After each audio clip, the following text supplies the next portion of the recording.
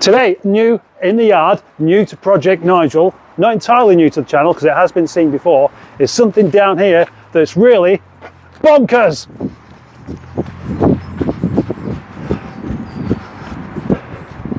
There we go, on the back of the trailer, a little tin box. Is it a bike? Is it a car? Or is it a van? Or is it basically a biscuit tin, which is what it looks like? We can see it's not very tall. It's what, about 5 foot tall? It's a tuk-tuk, an Ape 50. And it is genuinely a van full of, oh, you didn't even empty the parts out. It smells quite good in here, actually. Is it big enough to sleep in?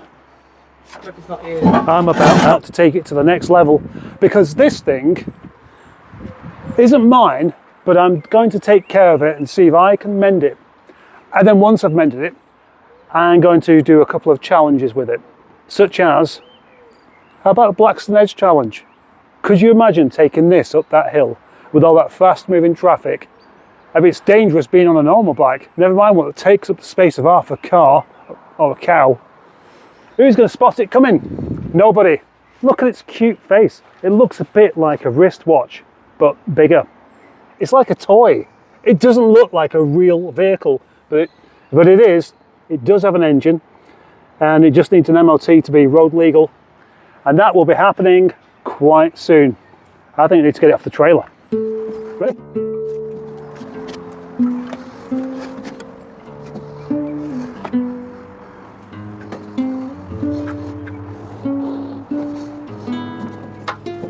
Oh, not so dangerous after all.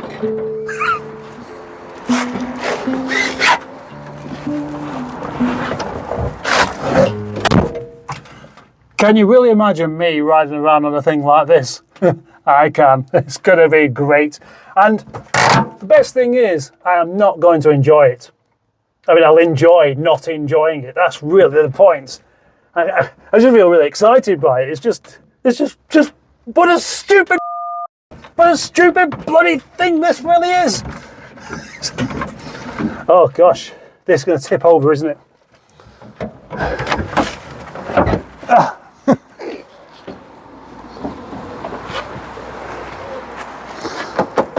This vehicle already does have a name as well, so I don't need to name it. And its name is Zippy. Big Zippy. Big Zippy, the daft bloody van. Could do with being painted orange or yellow, I reckon. That's what it would really suit. Not this rather strange green and grey. This colour scheme is trying to make it, what do you reckon, Zippy? Trying to make it look manly, and it's not working, is it? Oh, what do you know, eh? You've got no idea about style or anything, have you? You daft.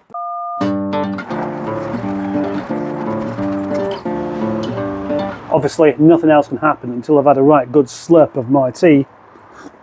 Don't try and gargle tea, it's not a good idea. Will it actually start though?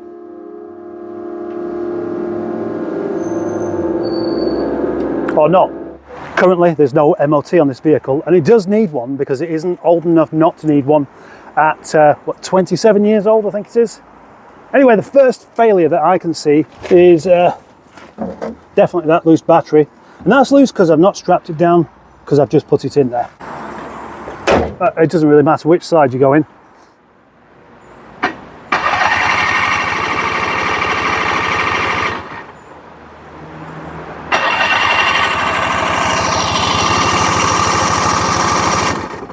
I think that is no start for today. I can smell petrol, but I can't hear the running of an engine. That's going to have to come on another day. But within this video, oh yes, you're not going to get to the end of this video without seeing this thing running.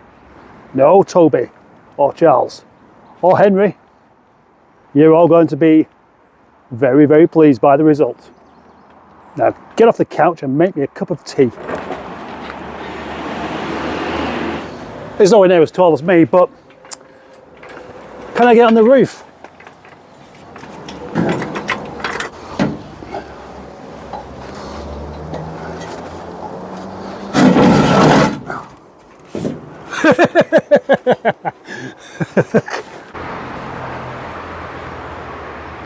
Oh wait, it's Italian, isn't it? before I can do anything that exciting with this vehicle, I need to find out why it doesn't start. And actually, when it does start, that will be the most exciting part, because I'll have a go of driving or riding or whatever it is you do with it around the yard. And that's a good thing, because that will give me the opportunity to get used to what it is you're supposed to do with your hands and stuff, because it's all a bit alien. I mean, it's not going to be difficult to figure out, but it's just things on handlebars, no steering wheel, no gear stick, no pedals. What? The next day, and my mate Allegro Man's reaction to it. Hire car services, did it? Yeah. Oh, right.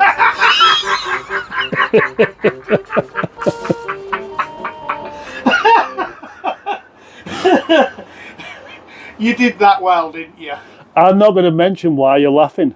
Yeah, but you really did surprise me well there.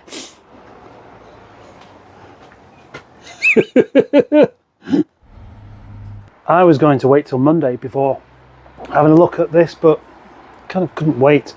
So I pushed it out, lifted it onto the ramp, and let's see what's going to happen next. A vehicle like this doesn't have a complicated engine. It doesn't have an ECU.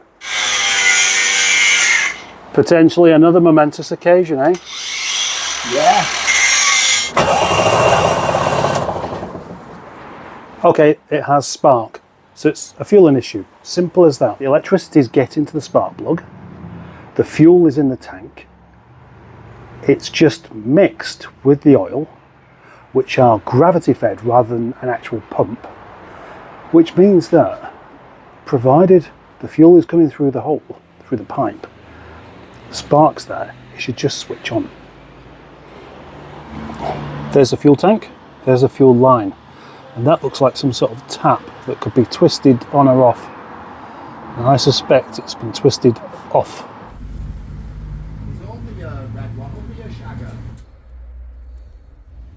Doesn't look that complicated. Doesn't look like it should do anything actually. That valve was stuck. Whether it was just stuck or stuck closed, I'm not really too sure. This could be the moment where it starts. It could be.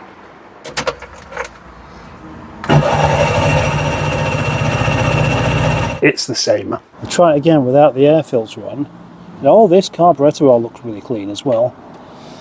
Doesn't appear to be any gunking up of anything inside there. Now we have a combination of spilling fuel and dodgy electrics as well, because the starter just started going all by itself. It looked like there was a short going on, so I taped all that lot up, but then as soon as I connected the battery, off it was again, just trying to start itself. Are you spraying brake fluid in there? Yeah. Right.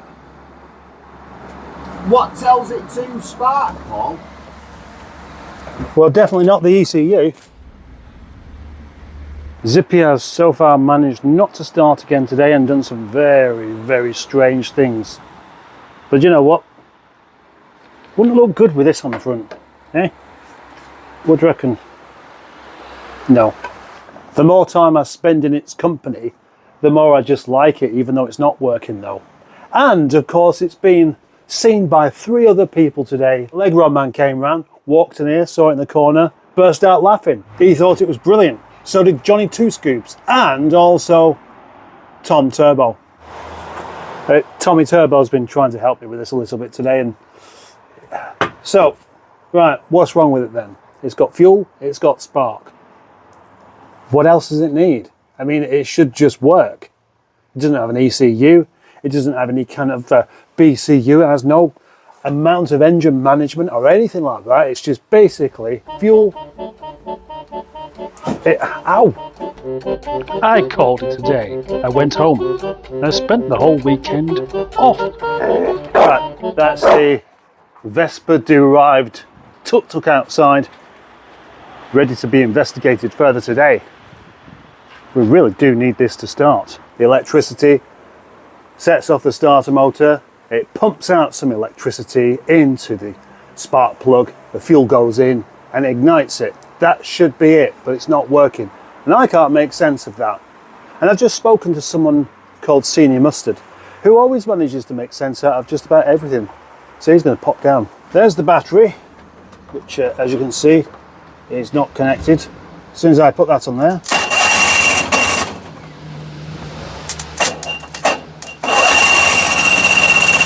it's trying to go. That's without the ignition on, without doing anything. It's just, oh, there's some electricity, let's use it all up. Right, anyway, seeing you can make sense of that as well. Do you like it in there? Eh?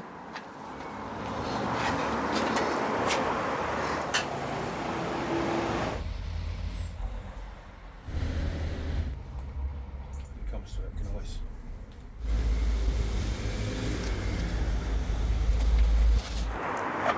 That's the reason the starter's gone wrong. This relay's burnt out like an old Vauxhall Corsa in a McDonald's car park. That's the starter motor replaced with one from an Audi. Relay, not starter motor. That works.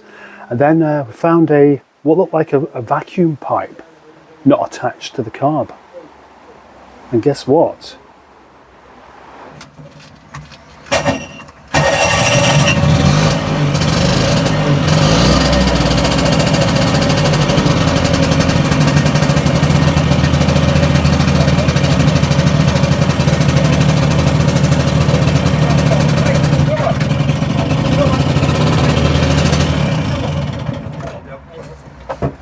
Yeah, typical of it, just getting away as soon as I was going to try and move it. Right, well that's starting reliably now anyway. Yeah. It probably needs some adjustment on that carb to tick over, doesn't it? Maybe, but they're not very good at ticking over anyway, 2 strokes.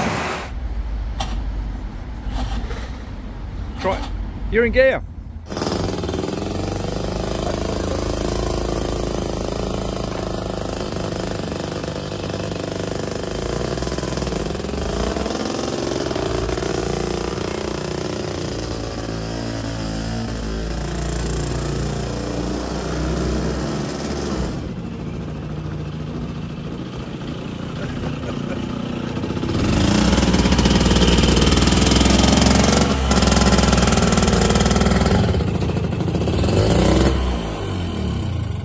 Having its first little run in this just up the yard there, I can safely say that it is absolutely horrible to drive.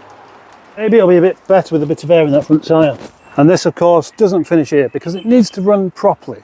Although it does run, it runs lumpy, it stalls, it doesn't really want to carry on going. There are some issues with the lights, the handbrake, the tyres, and gosh, if that steering's supposed to be like that, oof, oof. Wow. Maybe it's just one of those things that you get used to because it's all you've ever known. And this is such a strange vehicle. I mean, look at the thickness of that door. It really will not provide any kind of protection whatsoever should somebody run into you. Yes, this sounds like the worst kind of no-nonsense sales pitch going. But honestly, you know, if you're on a moped or a Vespa and you get hit by a car, you can fall off. This, you could get trapped inside. I think I'd prefer to fall off.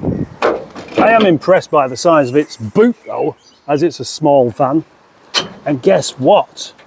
It has the split folding tailgate, just like a Range Rover. Isn't that luxurious? I couldn't be any less uncomfortable than I am in this vehicle with the way you sit bolt upright, your head touches the roof. Look at that metal roof. Same sound as you get when you knock me on the head. And look, there's a light. There's a little interior light. That's cute. That works. There's a retrofit fan, which won't work unless you find something to plug it in with. I'm going to give it another go of starting. Has it run before? Ow! I know it'll run again. But I think the problem is the carb's really well out of balance. Let's try again. Engine on.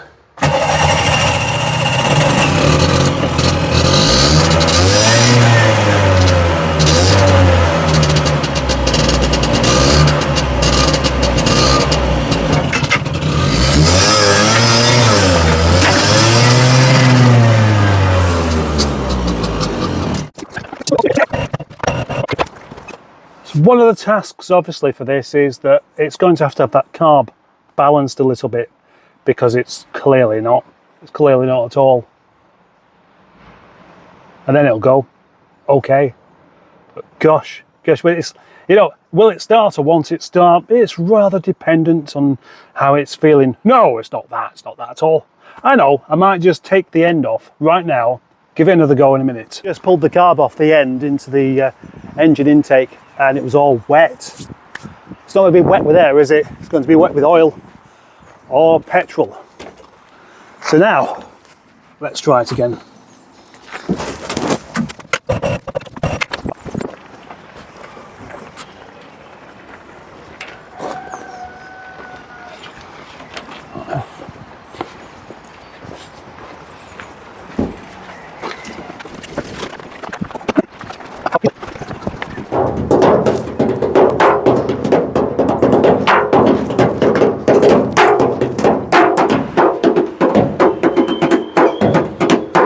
And that's it for episode 1 of Zippy the Tuk-tuk. Tuk-tuked into the corner. I am very pleased that the tuk-tuk does actually run, because yesterday I did have it in my mind ever so slightly that what if that engine is actually knackered? But it's not. Having driven it at about 5 miles per hour around the yard, I have kind of come to the conclusion that maybe doing some of the challenges I was thinking with it wouldn't be such a good idea. Like taking it up a national speed limit road. Even this, it's going to be maxing out at 28 miles per hour at best. Then it's going to be potentially really rather scary. That just makes it more fun though, doesn't it? Hey? When I get it running properly and MOT'd, insured and taxed, I am